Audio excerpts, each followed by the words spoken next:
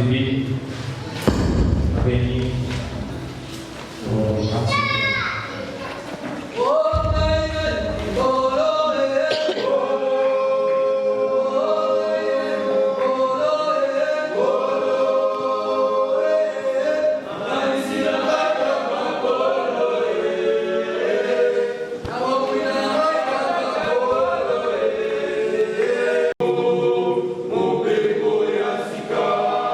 Isso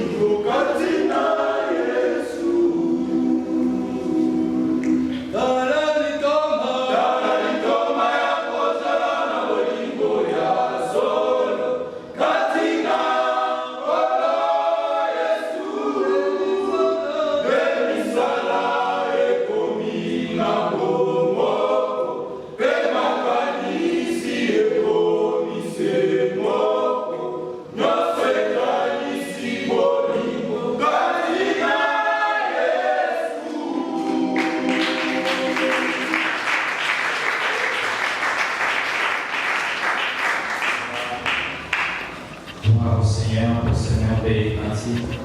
Et le Seigneur puisse nous aider pour que nous puissions aimer non seulement avec la parole, mais surtout en action et avec vérité. Veuillez nous proposer une manière digne de la vocation qui vous a été adressée. À toute humilité et douceur, avec patience, nous vous supportant les uns les autres avec amour, vous efforçant de conserver l'unité de l'esprit par les liens de la paix.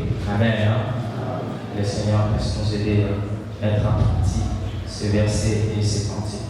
La Bible dit ceci: il persévérait dans l'enseignement des apôtres, dans la communion fraternelle, dans la fraction du pain et dans les prières. 43. La crainte s'emparait de chacun d'eux et il se faisait beaucoup de prodiges et de miracles par les apôtres.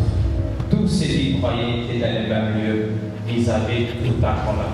Que le Seigneur puisse nous aider à vraiment participer particulièrement au programme hebdomadaire de l'Église chaque vendredi.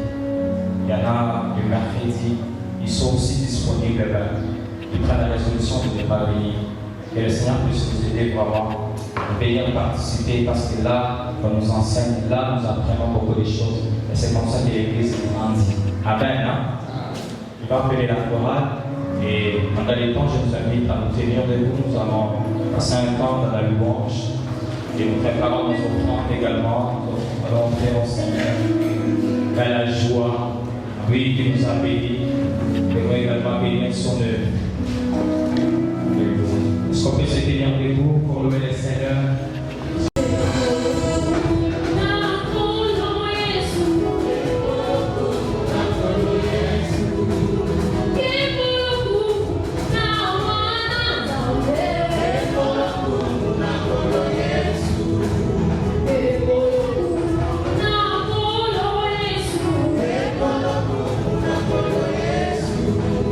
Yesu,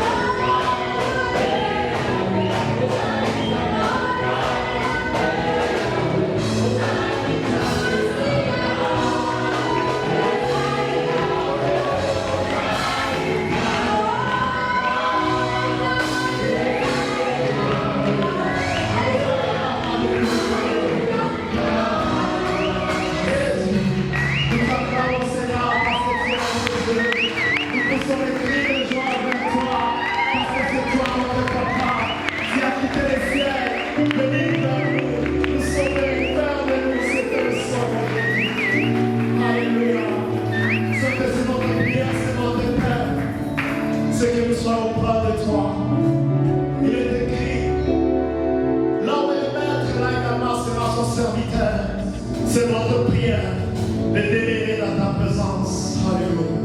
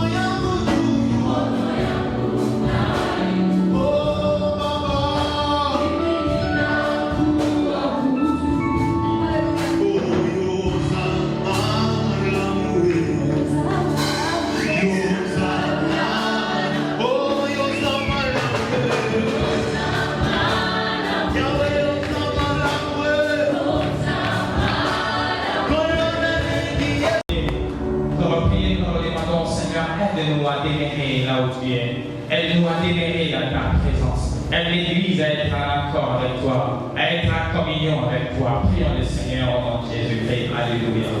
Alléluia. Seigneur, nous voulons comment prier sous l'inspiration de ces chants.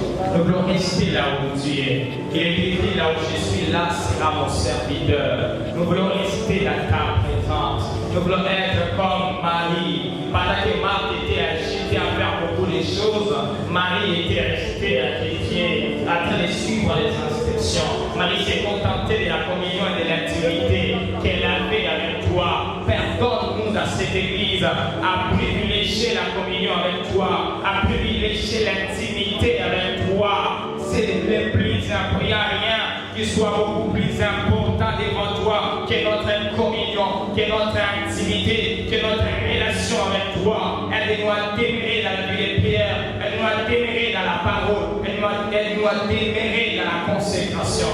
Et c'est là tout le jour de nos vies pour ta gloire. Au nom puissant de Jésus, nous allons demander au Saint-Esprit de nous aider afin d'être comme fait de l'Église. Mon Père, qu'il soit touché et qu'il soit guéri, et que prochainement qu'il vienne ici pour témoigner que tu les as guéris. Et nous te promettons toute la gloire au nom puissant de Jésus. Alléluia. C'est ainsi que nous serons ces moments au nom de Jésus. Amen. J'acclame le Seigneur. Amen. Alléluia. Nous bénissons le Seigneur pour sa grâce. Et nous croyons que le Seigneur ne nous a pas appelés par hasard. Vous êtes là parce que le Seigneur a quelque chose de particulier, quelque chose de précis à vous communiquer. Nous sommes le deuxième mois. Tous les premiers mois, on a fait une rétrospective de ce qui s'est passé l'année passée. Et nous avons écouté. Je ne vais pas revenir sur ça parce que nous tous, nous étions là. Nous avons écouté. Mais toutefois, pendant ces premiers mois, quand les différents orateurs étaient en train de parler, les pasteurs répétaient tous les jours. Et dit, mais les thèmes de l'année, c'est au deuxième mois qu'on va les déballer. Et quand je suis là, je me suis dit, mais qu'est-ce qui se passe? C'est à moi qu'on donne la responsabilité de déballer les thèmes de l'année. Pourquoi est-ce qu'on n'a pas donné ces responsabilités-là aux gens qui ont parlé le premier mois? C'est ce premier mois est concerné aussi par ces thèmes de l'année. Alléluia. Alléluia.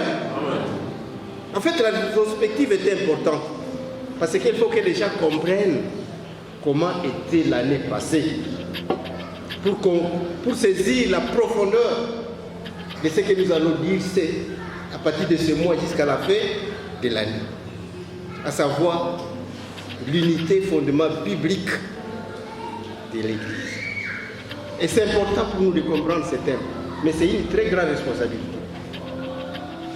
Quand on dit c'est lui qui va déballer les thèmes, c'est une façon de me donner une très grande responsabilité. Mais je me suis dit, je ne suis pas l'expert. Il y a l'expert pour ça, c'est le Seigneur lui-même. Amen. Alors il faut que le Seigneur parle au travers de moi pour communiquer sa pensée concernant l'unité. Et c'est important. Et il faut que chaque personne saisisse la profondeur de ce qu'on appelle l'unité de l'Église. C'est pour cela qu'elle va devenir sur notre thème principal. Nous allons parler d'abord de ça. Nous allons déballer ce qu'on nous a demandé de déballer pour que les gens saisissent. En fait, ce que c'est l'unité. De quoi s'agit-il? Et ça, nous partons du passage biblique qui nous montre ce que c'est l'unité. Comment Dieu parle de l'unité? Qu'est-ce qui lui passe de l'unité? Ce n'est pas l'unité comme le monde le présente, mais c'est une unité particulière parce que c'est l'unité des croyants, des gens qui appartiennent au Seigneur. Amen. Si vous appartenez au Seigneur, il faut comprendre cette unité. Comment est-ce que nous sommes unis les uns aux autres? Quand on parle de l'unité de l'Église, de quoi s'agit-il? Et c'est important pour nous. Et pour ce faire, nous allons lire les passages bibliques qu'on nous a présentés pour le thème de l'année. Ensuite, nous allons descendre à notre propre thème. Mais comme on aura défini bien des termes déjà au début, c'est-à-dire notre prédication ne va pas prendre beaucoup d'espace.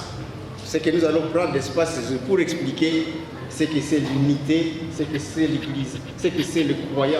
Et c'est important que nous puissions saisir. Parce que tout le monde n'est pas croyant selon la parole de Dieu. Amen. Nous allons lire la parole de Dieu. Le premier passage que nous lisons, c'est dans Jean chapitre 17, verset 20 à 26. Nous allons demander au bien-aimé Johnny de lire ce passage. Jean chapitre 17, verset 20 à 26. Disons au nom de Jésus, et comme je suis dans toi, afin que eux aussi soient un à nous, pour que le monde croie que tu m'as envoyé. Je leur ai donné la gloire que tu m'as donnée, afin qu'ils soient un comme nous sommes un. moi à eux et toi à moi, afin qu'ils connaissent que tu m'as envoyé et que tu les as aimés comme tu m'as aimé. Verset 4. Père, je veux que la gloire que tu m'as donnée, parce que tu m'as aimé. Mais moi, je t'ai connu, et ceux-ci ont connu que tu m'as envoyé. 26. Je leur ai fait connaître ton nom, et je leur ferai connaître afin que l'amour dont tu m'as aimé soit à eux et que je sois à eux. Parole du Seigneur. Ce passage que je vois, ce chapitre 17e, Jésus-Christ prie pour ses présents devant le Seigneur. Il a prié d'abord pour ses disciples qui étaient là présentement, mais après, et c'est nous, nous sommes parmi ces gens-là, pour lesquels Jésus-Christ a prié. Et nous devons être très contents, très fiers. Jésus-Christ avait déjà prié pour moi. Amen. Il était vous avec nous, parce que Jésus-Christ avait déjà prié pour moi. Je ne suis pas là par hasard. C'est à cause de l'exaucement de la prière de Jésus-Christ que je suis aujourd'hui ce que je suis. Amen. Alléluia. Amen. Alléluia. Amen. Quand Jésus-Christ prie pour les disciples, la première chose qu'il nous présente ici, c'est l'unité, qu'ils soient un. Qu'ils soient un. Comme toi et moi, nous sommes un. L'ajouter notre mot encore plus fort, qu'ils soient parfaitement un. Ça ne dit pas de différence. Pas de nuance. Qu'est-ce que cela veut dire? Que cela vous montre les un, montre l'unité. Tous ensemble, nous formons un seul corps. Nous appartenons à Christ. Comme si nous parvenons à arriver à ce niveau-là, c'est parce que Jésus-Christ nous a fait connaître le Père. Je t'ai présenté, je t'ai fait connaître à ce peuple, ils t'ont connu. Ils ont accepté, ils ont cru que tu m'as envoyé. Amen. Très important. Et comme nous avons cru que Jésus-Christ a été envoyé par le Père, nous avons crié au Père, Jésus-Christ dit que ces gens-là sont un. Parce que quand nous avons accepté cela, quand nous avons adhéré à cette parole, nous sommes devenus notre créature, une nouvelle création. C'est ce que Jésus présente. Et quand il prie pour tous ceux qui ont cru à sa parole, qui ont connu Dieu au travers de sa parole, il demande certaines choses. La première chose, quand vous avez verset 11e, déjà 17, c'est la protection. Il demande la protection. Que tous les grands du mal. Il ne fait pas sortir du monde, mais il reste là avec tous les grands du mal. C'est-à-dire, nous devons rester dans la sanctification. Dans la sanctification. Quelle manière n'est pas d'appris si nous ne devons pas tolérer les péchés dans notre vie. Qu'il soit, nous devons vivre dans l'harmonie. C'est ça qu'on appelle l'unité. Et quand on parle de un ici, de l'unité dans ce niveau-là, c'est les mêmes termes qu'on utilise pour les trois personnes à Dieu. Les mêmes termes. En hébreu, ça dit, ce sont des personnes qu'on mélange ensemble pour en sortir un seul produit. C'est-à-dire qu'on pétrit ensemble pour sortir un même produit. Il y a une union qu'on pouvait appeler osmotique. Osmotique, c'est-à-dire quand on parle de l'osmose, vous voyez l'eau qui est mélangée avec les sels. L'eau mélangée au sel, vous ne pouvez pas distinguer les sels et l'eau, mais il forme une solution saline. Mais il y a deux choses. Il y a l'eau et les sels, mais vous ne pouvez pas les distinguer. Et il y a communication. Et c'est cette unité-là, cette façon de vivre, que Jésus-Christ voudrait qu'il soit parmi nous, comme cela se trouve entre le Père, le Fils et le Saint-Esprit. C'est-à-dire la communication est parfaite. La vision est la même vision. Vous avez les mêmes intérêts. diffèrent. Ou bien les intérêts qui sont incompatibles. Non, vous avez les mêmes intérêts. Vous marchez dans la même direction, vous regardez dans la même direction. La question peut se poser, est-ce que dans cette église, nous avons tous les mêmes intérêts? Est-ce que nous avons les mêmes motivations? Est-ce que nous regardons tous dans la même direction? Est-ce que nous avons la même vision? C'est-à-dire la vision de Dieu. Mais quand il n'y a pas cette vision de Dieu au milieu de nous, il y a division. L'ennemi est là. Il nous dérange. Et nous battons les uns les autres. Nous crions les uns les autres. Mais quand nous avons la vision de Dieu, et cette unité selon Dieu, ma pensée, ça doit être la pensée de faire du mal à Mouchamani. Ça doit être la pensée de faire du mal à quelqu'un d'autre. Ça doit être la pensée qui garde la haine en soi. Ma pensée doit être toujours aimer. Aimer. L'amour. Je ne dois pas chercher à ce que telle personne souffre. Non. Dans la pensée de Dieu, c'est qu'il doit y avoir harmonie au milieu de nous. Et quand il parle de l'unité, il parle de cet amour qui doit nous signer. L'amour dont le Père l'a aimé, il a témoigné. Pour que nous sachions aussi que Dieu nous aime comme il aime le Jésus-Christ. Et c'est cet amour qui doit circuler au milieu de nous. Est-ce que cet amour existe au milieu de nous? Est-ce qu'on voit cet amour au milieu de nous? Chaque fois, ce sont des crocs à Jean. Quand je parle de tel, je parle de particulier de lui. Quand je parle de telle autre personne, c'est toujours à mal, non pas à bien. Quand quelqu'un est en souffrance, je peux me réjouir de ça. Est-ce que cela montre qu'il y a l'unité? Est-ce que cela montre qu'il y a l'amour au milieu de nous? Dis non. Je dis non, ça doit pas être de cette façon. Et cela doit cesser au milieu de nous. C'est des choses pareilles existent au milieu de nous. Ces choses-là, Jésus nous demande de cesser de vivre comme ça. Mais nous devons lui montrer que nous appartenons à Christ. Et quand cet amour, quand cette unité est au milieu de nous, Jésus-Christ dit, alors le monde saura que vous m'avez envoyé. C'est un grand témoignage. Que les gens voient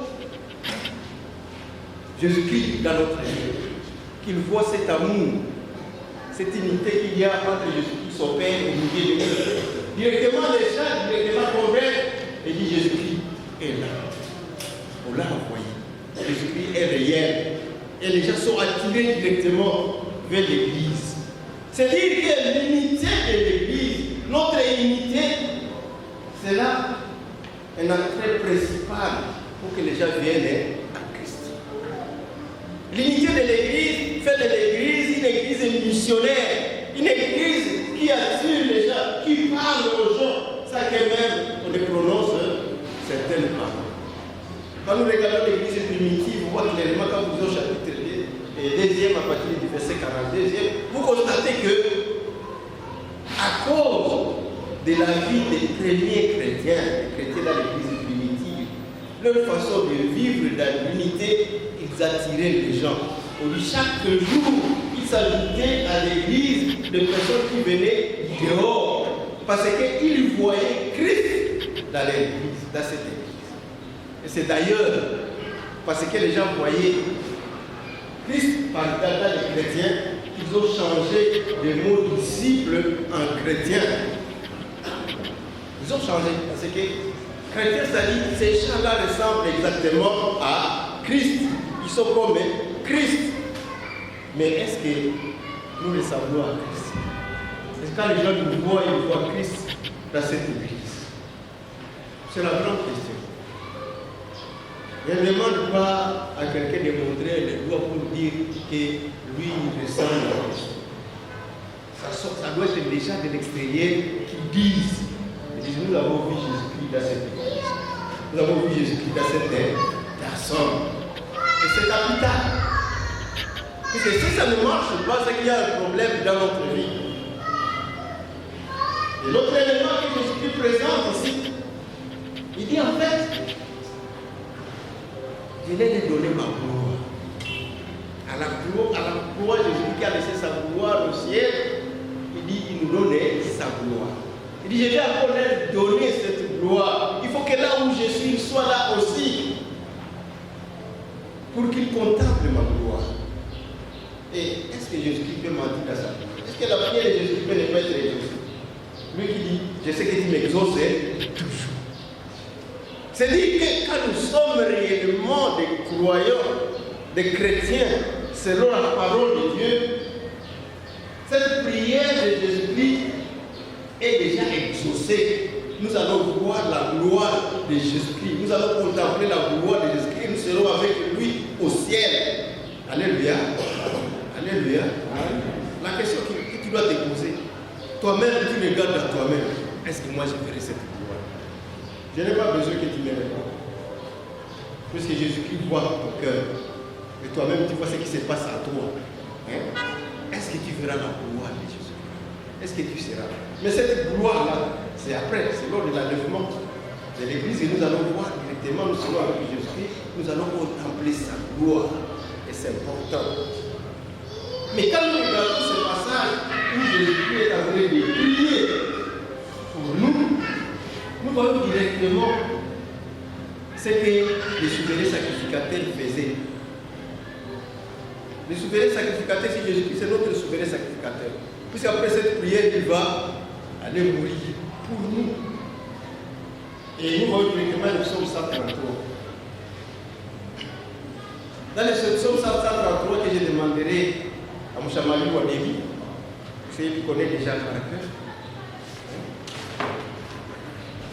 Le psaume 133, le nom du Seigneur. Voilà. Car c'est là que l'Éternel envoie la bénédiction, la vie pour l'éternité. Amen.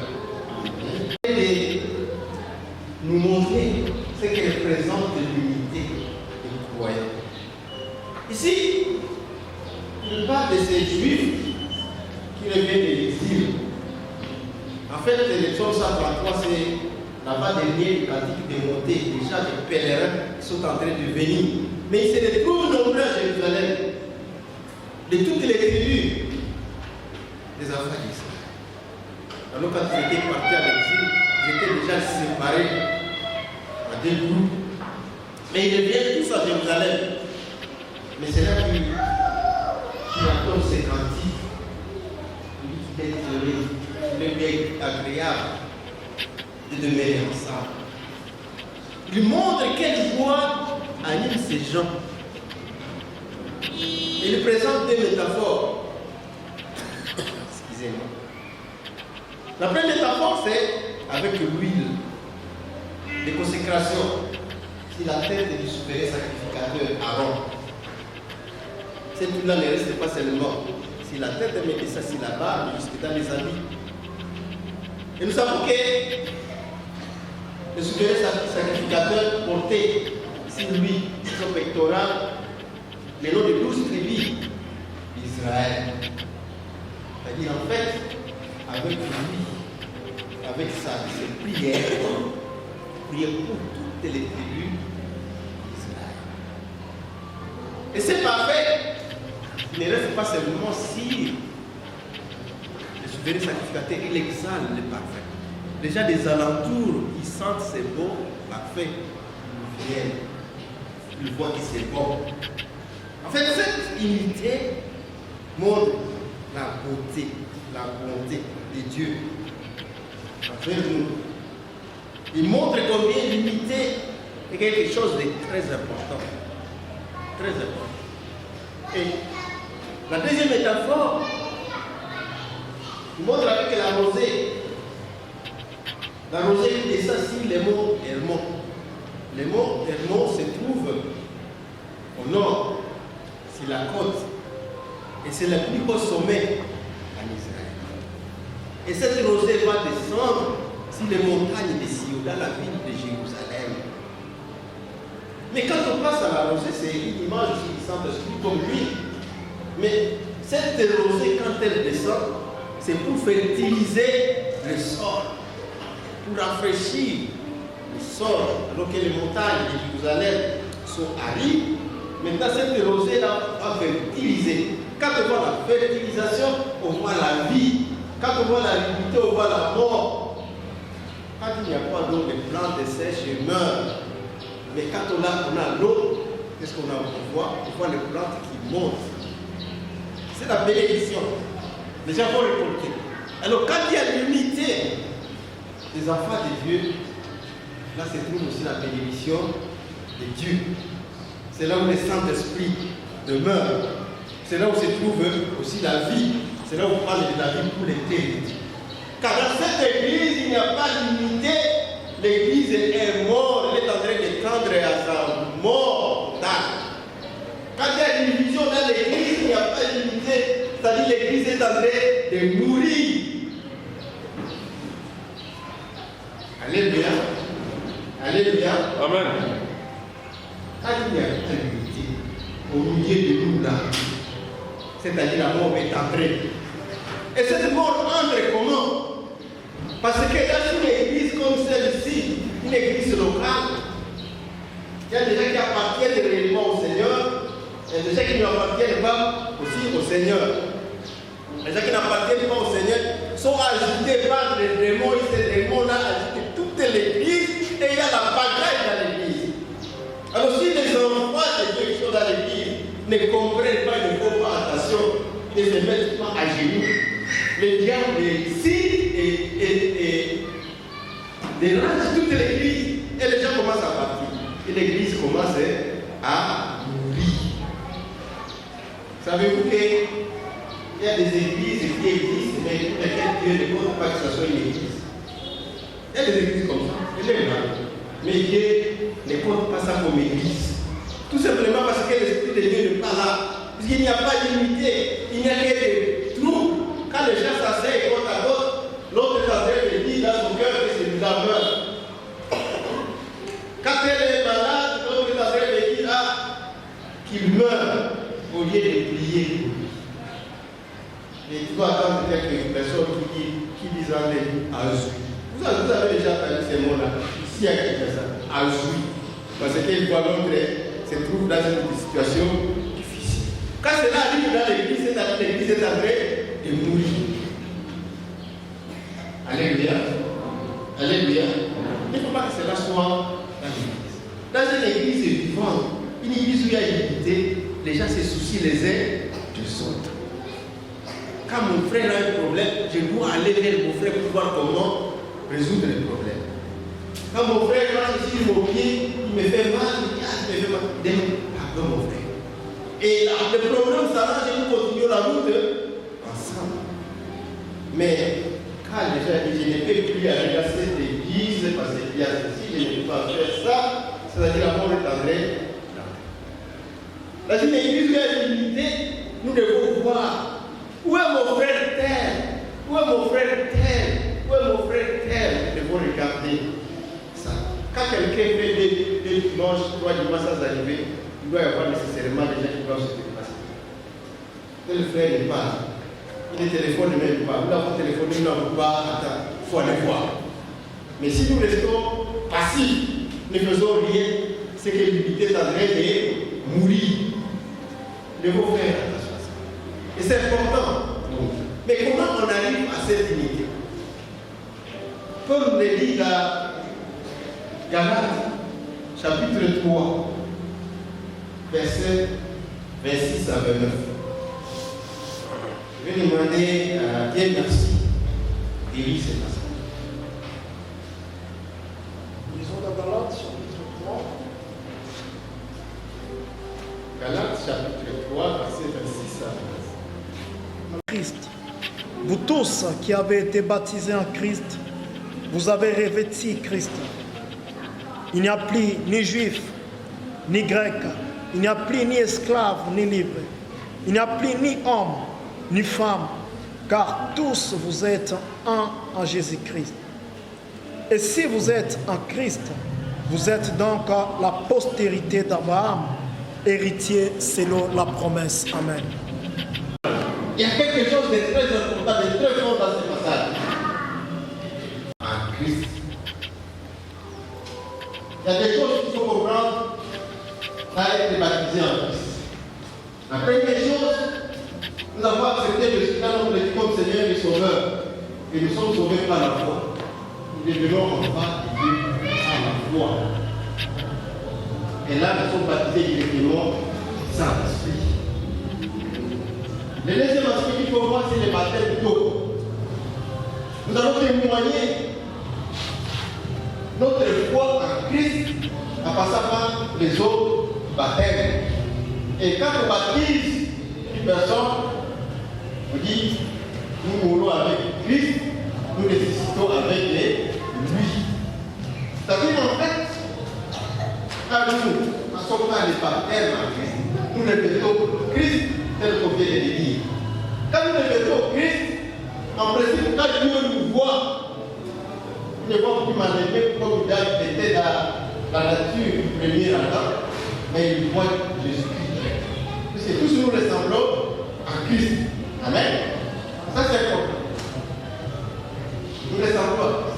C'est-à-dire là, si nous avons répété tous Christ, quand Dieu nous voit ici, il ne voit que des Christ ici. Des Christ ici. Parce que nous ressemblons tous à Christ. Et comme nous avons répété il n'y a ni juif, ni païen, ni non-juif, ni esclave, ni homme libre, ni homme, ni femme. Toute forme de discrimination tombe quand nous sommes en Christ. Et ça, c'est important. Et il faut comprendre l'unité à ce niveau, de façon profonde. Nous sommes un, nous sommes unis. Christ, nous formons une unité en Christ. Et c'est là que nous formons tous les corps du Christ. Les corps est un avec plusieurs membres. Amen. Amen. En Christ, les Juifs ont disparu. Les non-Juifs ont disparu. L'esclave a disparu. Le patron a disparu. L'homme a disparu. Et la femme a disparu. Nous sommes devenus un en Christ. Amen. Et c'est important pour nous de comprendre. Un juif converti comprend ça très bien. L'homme juif, quand il priait le matin, il disait, je te remercie, oh Dieu. Il ne m'a pas créé nos jours. Il ne m'a pas créé esclave. Il ne m'a pas créé femme. Amen. Est-ce que vous comprenez ce que cela veut dire? Parce que le juif qui s'est réclamé peuple de Dieu, voyait tout ce qui n'était pas juif comme état est nul. Il ne pouvait même pas se présenter dans le temple de Dieu. Il considérait la femme comme inférieure, esclave. Il avait le droit évidemment parce qu'il est esclave. Comme l'homme juif, dans l'état avant Jésus-Christ, il avait le droit de vivre si sa femme, même si les enfants, il pouvait les dire, personne ne pouvait lui demander pourquoi il l'a fait. Mais en Jésus-Christ, nous sommes un en Christ. C'est-à-dire spirituellement, nous sommes un en Christ. Tous. Amen. Le même esprit qui parle dans l'homme, c'est le même esprit qui parle dans la femme. Pas de discrimination à ce niveau. Alléluia. Alléluia. Très important. Et à ce niveau, nous devons comprendre car Jésus-Christ parle de l'unité, voit cette unité spirituelle. Tu vois dans la pécheresse qui est devenue partie. C'est pour cela que quand tu parles, elle est juste. Parce qu'il voit la justice, il est ténèbre dans les justices qui se trouvent là dans le monde, il voit qu'il n'y a pas de rapprochement possible. Et les enfants des croyants avec les non-croyants, il n'y a pas de rapprochement possible. Et c'est important. Très important. Quand on dit qu'ils ont revêtu Christ, quand nous sommes là Colossiens, chapitre 3, verset 1, vous allez comprendre que, en fait, tout croyant sa vie est caché en Christ. Ma vie est cachée en Christ. La vie de maman Jacqueline est cachée en Christ. Donc quand on nous voit tous de la même façon, on ne voit que Christ. Amen. Ça c'est bon. Quand nous comprenons cela, il ne peut pas y avoir de division entre nous. Il ne peut pas y avoir de discrimination entre nous. Parce que quand Dieu nous voit, il nous voit en Christ. Il ne nous voit pas d'abord dans le premier Adam. Et là, quand nous comprenons cela, notre façon de vivre, notre façon de nous comporter entre nous devient totalement différente. Et quand nous revenons aussi notre thème, l'église d'unité des croyants, ici on parle de l'église qui forme l'unité des croyants. Et quand on parle de l'église, c'est le mot Kahal de la Sainte Testament qu'on a traduit par l'église. Et Kahal c'était l'ensemble de personnes, c'était la ville pour aller parler à la porte. C'était des notables qui allaient se réunir ensemble pour parler. Ce n'était pas nécessairement des affaires religieuses. C'était comment diriger les pays. Et donc quand on parle de l'église ici, on est en train de montrer l'ensemble de personnes qui doivent diriger le monde pour que le monde vienne à Christ. Et c'est ça, c'est important. Très important. C'est pour cela que dans Jean 17, Jésus-Christ disait, en homme seront les mondes seront quasiment envoyés. Et ça, c'est quelque chose d'extraordinaire. Alors si nous les croyants, nous les chrétiens, ne pouvons pas être témoignants pour que les gens, le monde entier, viennent à Christ, c'est-à-dire que nous avons joué notre mission. Pour que nous puissions nous retrouver, les gens de ce niveau-là doivent venir à Christ. Et c'est ça notre mission, notre devoir. Dans notre façon de vivre, dans notre comportement, nous devons attirer les gens à Christ.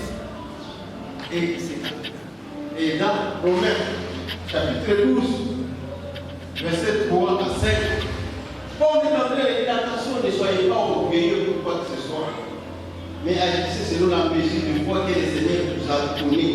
Puisque tous, nous sommes membres de ce corps. Nous sommes membres de ce corps. Quand nous regardons le corps d'une personne, vous allez voir, il y a les bras, il y a les pieds, il y a les oreilles, il y a ainsi de suite. Mais chaque membre du corps joue son rôle. La main ne peut pas dire comme moi je n'ai pas de pas, je ne ferai rien. Non. Les oreilles ne peuvent pas dire comme moi je ne marche pas, je ne ferai rien. Non. Mais chaque membre joue son rôle. Et dans l'église, c'est pareil. Et Paul explicite cela encore dans 1 Corinthiens 12, de verset 12 à 20. Il se dit qu'il y a des parties, c'est la qui a donné le rôle à chaque membre du corps, c'est le Saint-Esprit qui a donné l'univers donc pour que chaque membre du corps joue un rôle dans le corps. Et ce corps-là, c'est l'église. Et le corps de l'église, c'est ce qu'on appelle l'épouse, et c'est Jésus qui est la tête. Et tous les corps est soumis à la tête. Et cette église, comment elle est constituée? Cette église, comme je disais, le mot église vient de Kahal. Quand on parle d'église dans le Nouveau Testament, on voit l'ensemble de tous les croyants. Ceux qui ont accepté Jésus d'aller le vivre comme Seigneur et Sauveur.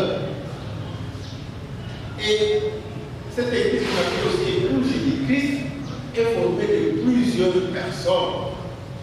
Dans cette église, nous sommes maintenant nombreux, mais nous ne devons pas tous les mêmes rôles. Je ne vais pas me substituer, par exemple, à William, à Dieu merci, ou à quelqu'un d'autre. Encore moins à Benjamin pour dire que je vais jouer mes cartes, parce que je ne connais rien. Je ne sais pas je vais là, je vais les ranger. Ça sera une folie, ça ne va pas marcher. Je ne vais pas me substituer à M. Chapaki pour lui quand il faut aller chercher l'argent. Il sait mélanger tout le monde et il me fait à l'aise. C'est-à-dire, là, il a ce nom-là de amener aux gens pour que les gens sortent de l'argent de les poches. Moi, je ne saurais pas le faire. Je ne saurais pas. Moi, je suis la bouche. Tu m'as demandé de parler à Paris. Du matin jusqu'au soir, jusqu'au lendemain, j'ai parlé parce que c'est mon rôle. Amen. Mais il y a des fois, à cause du fait que tel jour, tel monde dans l'église, tel autre, c'est fait des problèmes. On dit, ah, moi je ne suis pas tel, donc je ne vais pas jouer. On ne me considère même pas parce que j'ai un rôle qui ne va pas se dis non. Ça, c'est ce qui est. Il ne faut pas que dans l'église, le pasteur croit qu'il est supérieur à tout le monde. Parce qu'il lui parle. Non, il a un rôle à jouer dans le corps du Christ. Et c'est le Saint-Esprit qui lui donne ses rôles. Les chants, je ne peux pas dire que moi je chante très bien, je sais vraiment animer l'église, donc je suis plus important que tout le monde. Dis non! C'est le Saint-Esprit qui t'a donné. Les écoles que nous avons, ce n'est pas pour nous. C'est pour l'utilité commune. Nous devons le mettre à la disposition de l'Église. C'est ça, ce que nous sommes. Et nous devons comprendre cela. Quand je parle ici, je ne suis pas supérieur. Non. Il y a même de plus intelligents qui vont parler vous. Mais Dieu me donne ce rôle. Et il dit qu'il ne doit pas être orgueilleux à cause du rôle que le Seigneur te donne parce que on te voit plus. Et la parole nous dit que même les membres les plus faibles, Dieu les a ouverts pour les cacher un peu. Et cela ne veut pas dire que ces membres les plus faibles soient les moins importants. C'est faux. Je vais donner un exemple ici au premier série. À l'église d'abord, à l'Ipel, il y avait une maman qui avait pris la résolution de nettoyer les toilettes chaque jour. Elle disait, pour moi, c'est ça mon engagement. Les toilettes ne doivent pas être sales.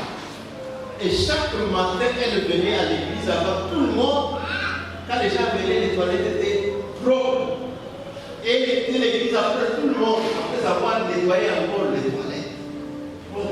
Ce qui fait que dans l'église, avec la tradition, les gens se sentaient à l'aise dans l'église.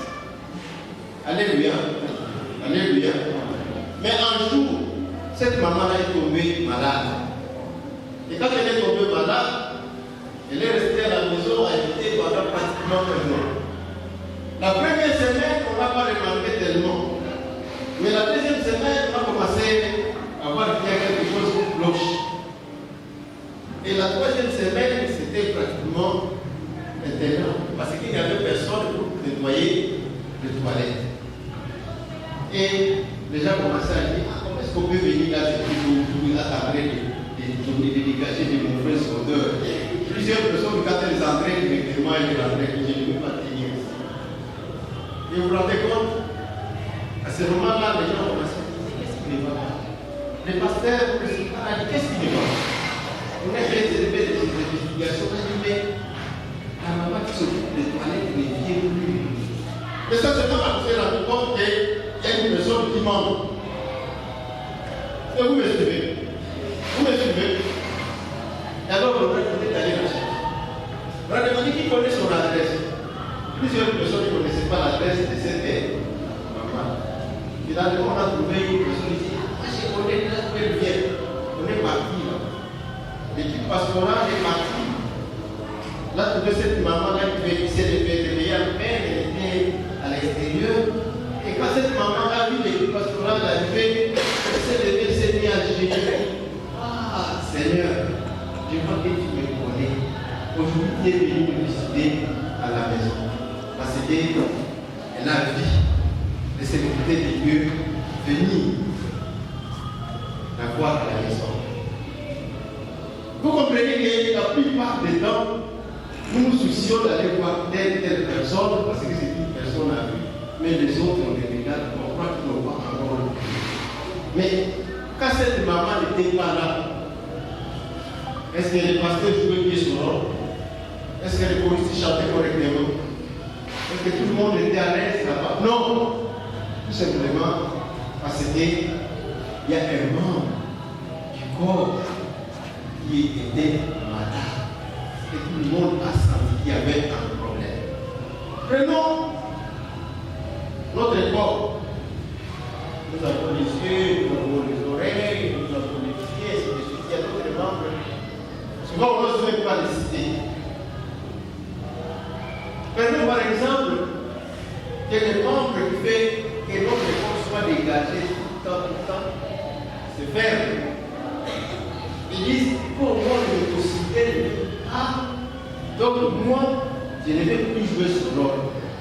Et il fait une semaine, 2 semaines, 3 semaines, ça fait assez. Qu'est-ce qui va arriver?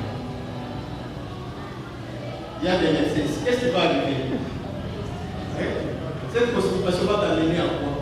Puisque plus tu ne vas pas assez le ventre cadré, dégouflé. Le corps cadré de faire quoi? De te périr, de t'être détruit. Parce qu'un membre est malade. La corps vie fonctionne. Et c'est la même chose pour l'église. Si dans cette église, les gens disent, voilà, moi, comme vous n'avez pas de considération, je parle. Moi, je n'ai pas de considération, je parle. Et les pasteurs vont rester ici, c'est rester l'église va exister. Donc, nous sommes un seul corps, mais divers, c'est-à-dire beaucoup de membres qui ont chacun un rôle particulier. Nous ne jouons pas tous le même rôle. Et dans l'église, les responsables de l'église doivent discerner le rôle de chaque membre de l'église.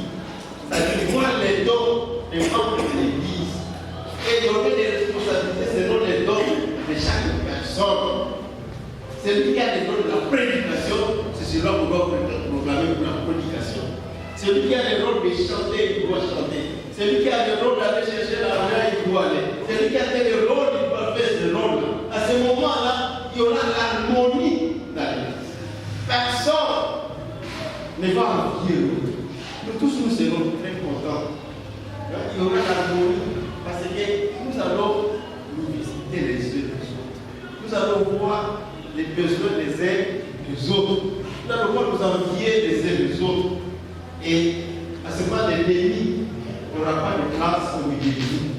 C'est à ce moment-là que nous pouvons chasser. Quand il y a un problème et que nous tous nous mobilisons pour résoudre ce problème, est-ce que le diable aura le temps de détruire? Non. Mais la plupart du temps, nous laissons les diables de l'église venir jouer au milieu de nous. Seulement l'église se retrouve être malade. L'église commence à défaillir jusqu'à ce que l'église perde même son statut d'église. Si les gens viennent ici, les nombreux quelque chose, et que Dieu le voit, et ça c'est même pas l'église, il a ôté le chandelier de l'église comme c'est dit dans Apocalypse. Il a ôté le chandelier, c'est-à-dire il est considéré lui, cette église comme église. Comment est-ce qu'on va appeler ça? Cette église, ce que nous appelons l'église, comment est-ce qu'il va s'appeler? C'est un monstre qui ressemble à l'église, un repère des démons seulement. Mais il ne faut pas que cette église devienne un repère des démons. Il ne faut pas que cette église devienne un monstre.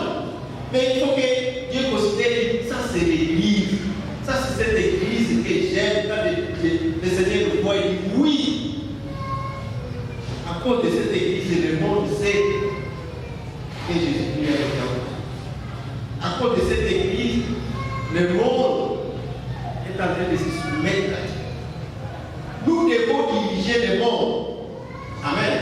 Oui. Nous devons diriger le monde. Et nous devons diriger le monde que si nous marchons et nous pouvons dans l'unité selon les principes de Jésus-Christ. Autrement, nous sommes des monstres.